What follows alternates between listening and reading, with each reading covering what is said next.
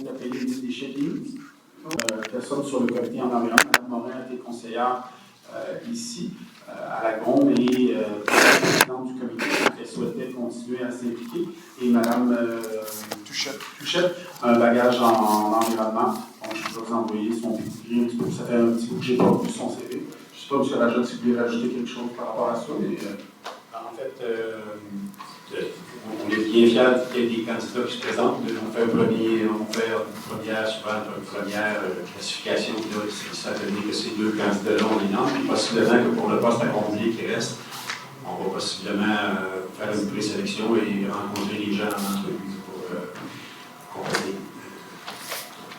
Excellent. Alors, la deuxième période de questions, le second question period, je vous invite à aller au micro.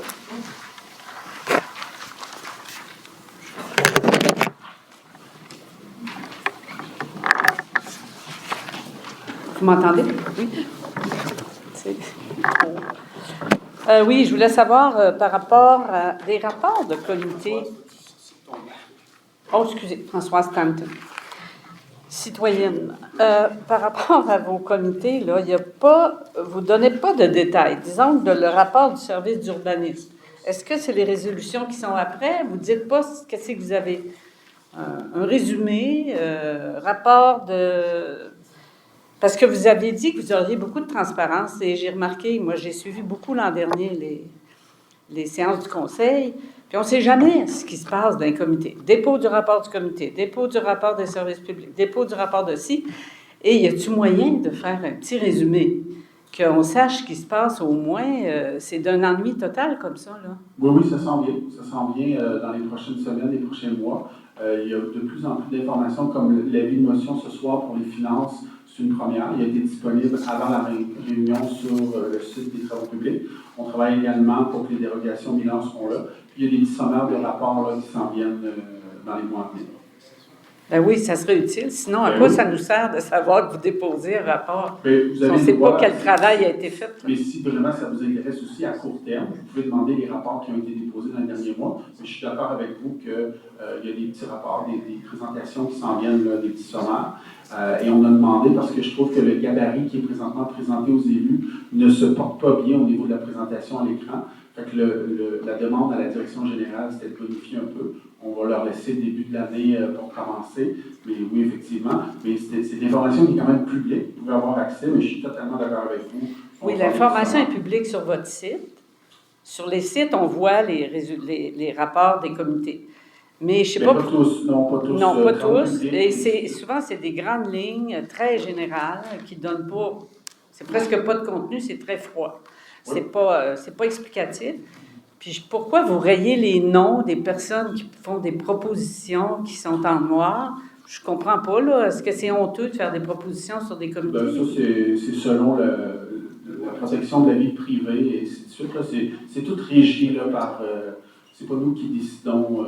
la protection de la vie privée. On ne présente pas nos noms quand on fait des propositions. Bon, d'accord? Non, c'est ça. Mais vous avez raison que dans les mois à venir, dans les séances à venir, il y aura plus d'informations pour les dépôts de rapports de comité, effectivement. Je peux-tu demander autre chose? Oui, allez-y. OK. Il y avait un 50 000 $ octroi de contrat de maintenance. On ne nous a pas dit, c'était-tu pour 1 an, pour 1 mois, pour 6 mois? La maintenance informatique, là. C'est pas vrai, là. Hein? C'est pas vrai, là. OK. OK. OK. Puis les finances, c'est très cher pour 12 semaines. Est-ce que ça va être comme ça, répété 4 fois pour faire une année, ou bien c'est juste 12 semaines? En fait, c'est un mandat, comme ça a été expliqué dans la résolution, on est à revoir le poste de trésorerie. Notre trésorière, elle a quitté. Donc, présentement, c'est M. Ariel qui occupe les fonctions de la trésorerie. Mais pour faire la fin d'année, les 12 semaines, on a besoin d'un coup de pouce. Donc, c'est honnête. Donc, ça ne sera pas renouvelé pour toute l'année, là? Ça ne devrait pas, mais je peux juste vous dire qu'on a une économie par rapport au salaire en embauchant à l'externe. Ça ne coûte pas plus cher présentement donc si on remplace le poste, mais on est à revoir l'organisation et ce n'est pas prévu de faire 12 mois à contrat comme ça. OK, puis je faisais une projection, ça revenait assez cher pour 1 an, là. Ça faisait 200 000 $. C'est aussi bien d'embaucher quelqu'un. Vous avez raison. Mais il y a des économies en ce moment, Mme Stanton. Je suis très contente de le savoir. Merci. Hello, Ron Miles from Bonneville. I got two things, my hat, my Lions hat. I just wanted to advise you guys that the Lions would like to put barbecues into Lions Park, and we'll be asking your permission, so I'm here to just kind of sensitize you that sometime in the spring we'll be asking to do that. The second hat is for the museum. We were expecting to get some kind of a grant this evening. Can you tell us where our grant is and what's happened to it? Well, there's still some due diligence to finish up. I'm assuming it will be at the February meeting once the budget is adopted, because for the 2026 year, next week the budget will be adopted. So the grants, if you're talking of the museum grant and the library grant and so on, would be following the adoption of the budget next Monday. So it would be at the February council meeting that you would get the news of that. Okay, that money will be for the operational, but just to let you know that we're trying to raise $3.7 million for the new building we're putting up, and we're at 2.8 million right now, so we're getting there very much. Thank you, guys. Monsieur Simon.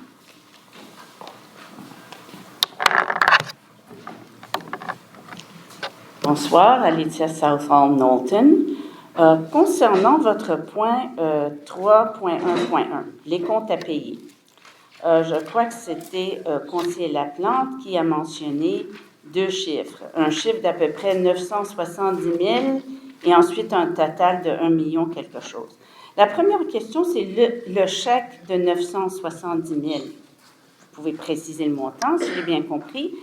Est payable à qui et pourquoi? En fait, le conseil adopte une liste complète à tous les mois de comptes à payer, et ensuite on adopte les chèques émis. Donc, le 970 249 et 58, c'est l'ensemble des comptes à payer pour la liste. On pourrait vous fournir la liste, là, mais il y a des dizaines et des dizaines de fournisseurs. Okay. Et donc, les chèques émis, c'est... Total. Mais c'est pas nécessairement en lien avec, donc ça se peut que les chèques émis soient selon les approbations du mois dernier. Okay. Je laisserai M. Arrête peut-être clarifier, mais... En fait, la différence entre les deux, c'est que les élus nous donnent une délégation de pouvoir à l'administration. Alors, si on a le droit de payer les chèques, les dépenses, ça fait partie de la liste des chèques émis et payés. Comme les salaires, on ne demande pas l'autorisation pour émettre les payes.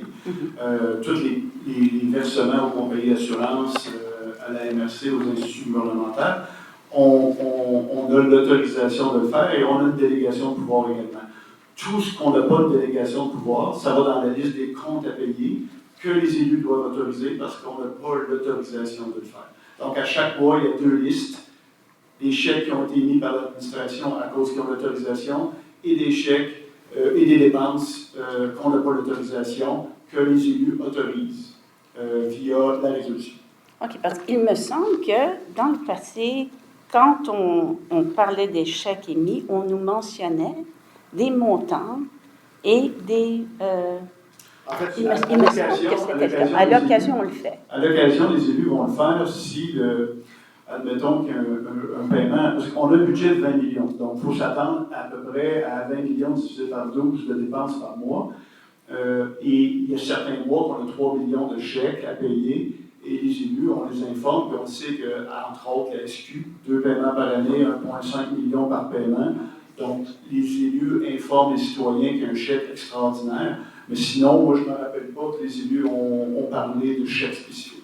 OK. Est-ce qu'il y a un protocole ou un montant, ou si ça dépasse X montant, à ce moment-là, vous le précisez? Est-ce qu'il y a une politique là-dessus? Là? Non, mais peut-être ce qui peut-être porte à confusion ce soir, c'est que le seul décompte progressif ou autre, souvent on a beaucoup de décomptes progressifs. Ce soir, il n'y en a eu qu'un.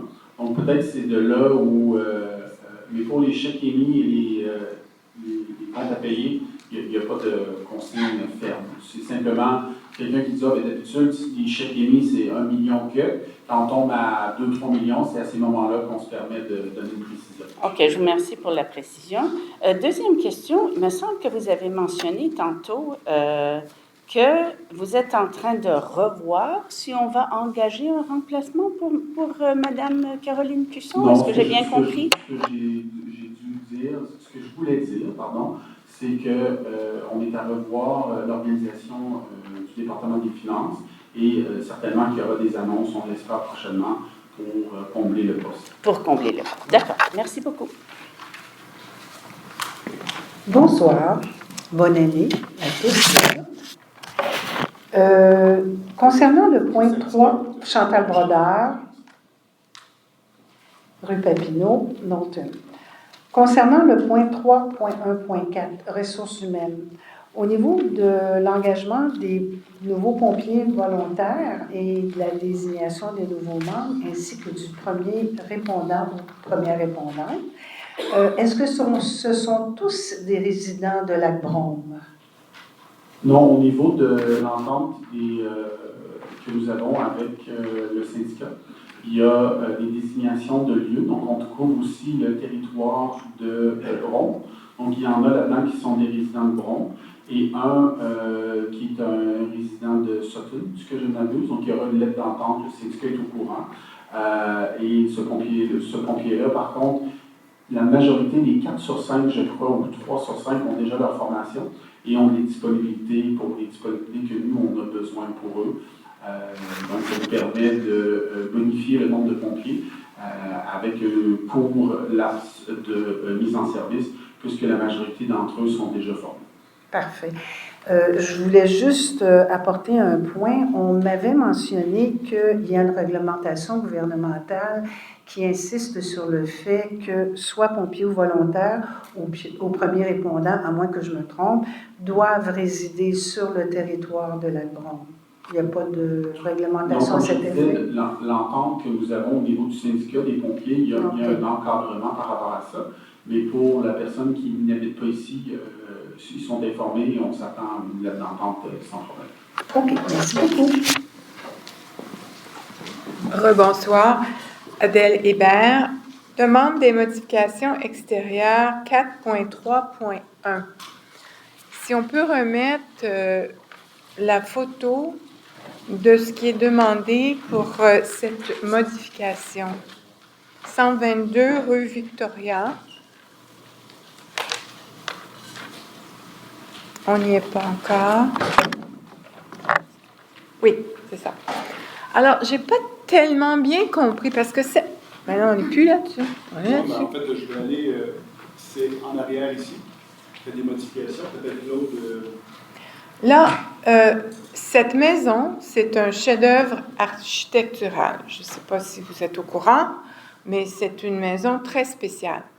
Alors, je ne comprends pas du tout ce qu'ils veulent faire. Là. Il y a comme une maison entre la maison. Je ne comprends pas, là, c'est quoi la part. Une démolition. Il y a quand même la partie arrière, ça avait été fait dans les années 70, là, donc c'était moche. Très abîmé. Puis là, dans le fond, ils ont demandé la permission de détruire cette partie-là pour la remplacer par un bâtiment qui va s'apparenter au bâtiment qui est à l'avant.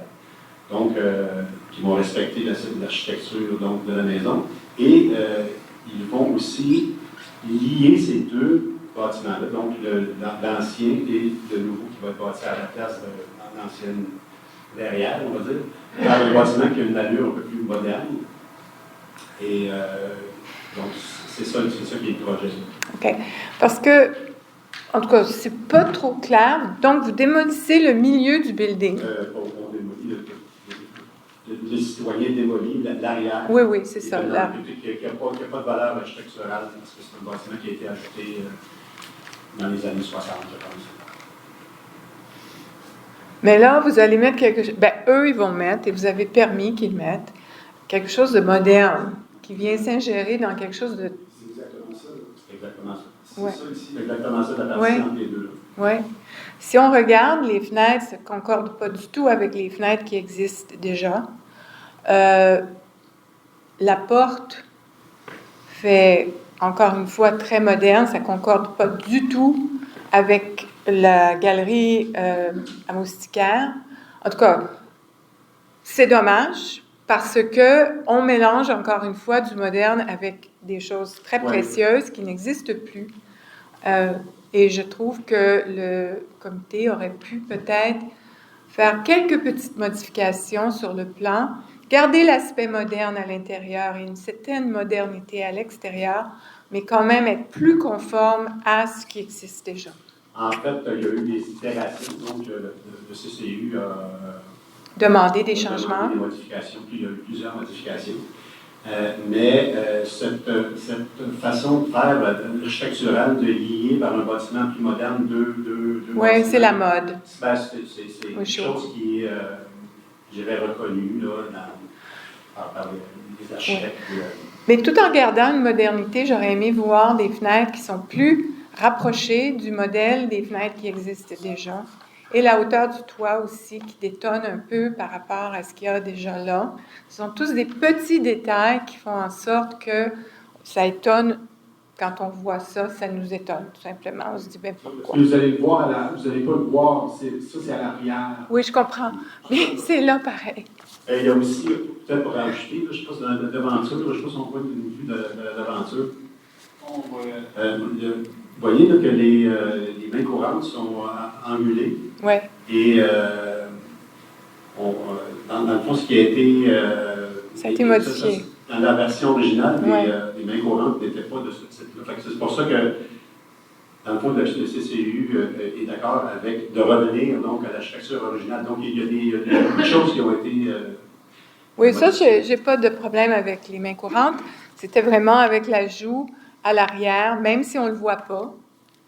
C'est là pareil. Et Ouais. c'est dans la partie, c'est quand même, ça fait partie d'un immeuble dont l'architecture est très précieuse. C'est tout. Merci.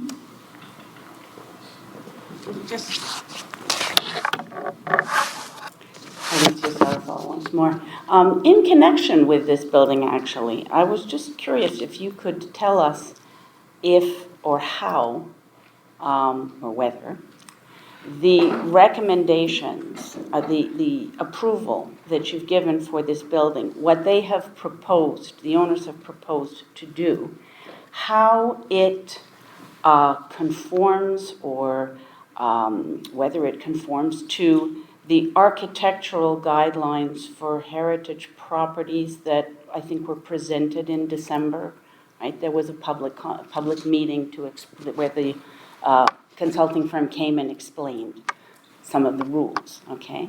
So how is, because it seems to me, I don't have my notes from that meeting right here, but it seems to me that this would be the type of property that consulting firm would have been advising the town on.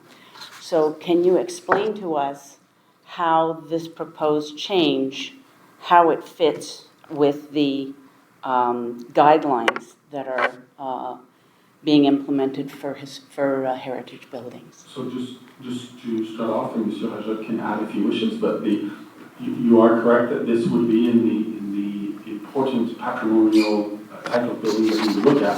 The fact that the majority of the changes won't be visible has an impact. The CCU, however, did request, if you go to the other picture, for example, the guardrails will be brought to the traditional, the original, the straight and in wood instead of having metal. So those are all things that, if you recall at the presentation, where I think you were present, Yes. there is some of the criteria offhand are, can the changes be reversed? Or are we going back to the original status? So the portion that is visible from the street are actually going towards the traditional aspect. And the CCU did make certain other recommendations, which I don't have handy here, but with the architect, there was some back and forth with the architect to make certain changes. So I can't tell you today that they took the guide and said exactly like this, but I know there were discussions with the architects relating to the importance of keeping the heritage aspect of it, and the council and the CCU felt that that's how they came to their conclusion. Okay, I don't know if Mr. Rajat has anything else to add. But, was that a criteria that they mentioned, reversibility or potential reversibility, I remember, and the sort of history of a building? I definitely remember that.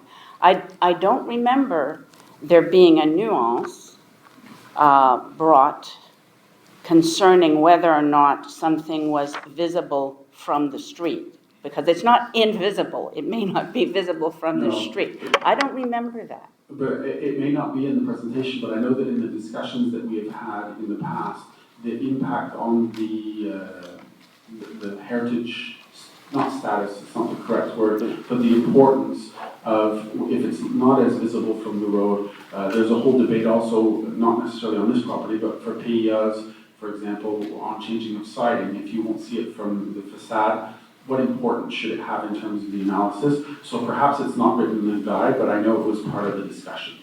Thank you.